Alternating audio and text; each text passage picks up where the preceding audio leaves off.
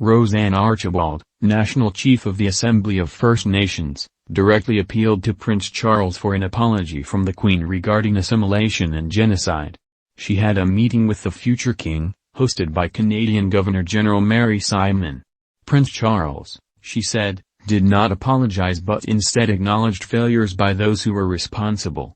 Ms. Archibald described this as a first step but said it is not enough. Canada has been grappling with its history in recent years, after the national inquiry into missing and murdered Indigenous women and girls came to the inescapable conclusion that Canada had aimed to destroy Indigenous people. Since 1980, 2,000 to 4,000 Indigenous women have gone missing in Canada.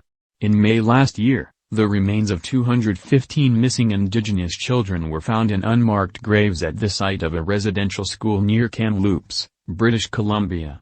Just 1 month later, 751 more unmarked graves were found at the site of the Medieval Indian Residential School in Saskatchewan, which operated until 1997.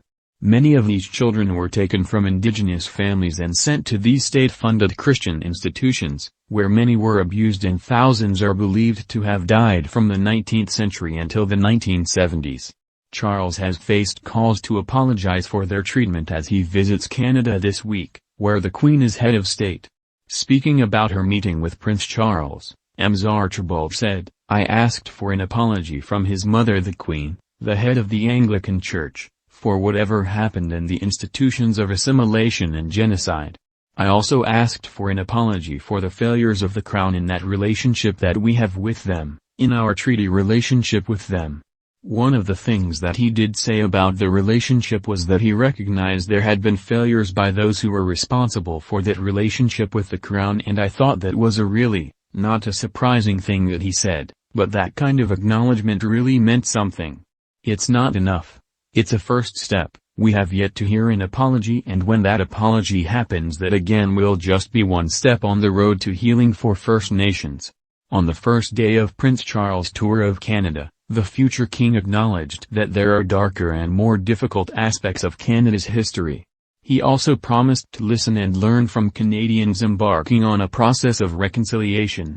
After being formally welcomed to Canada, the Prince of Wales addressed dignitaries in the Confederation Building, speaking about the country's attempt to reconcile with its past.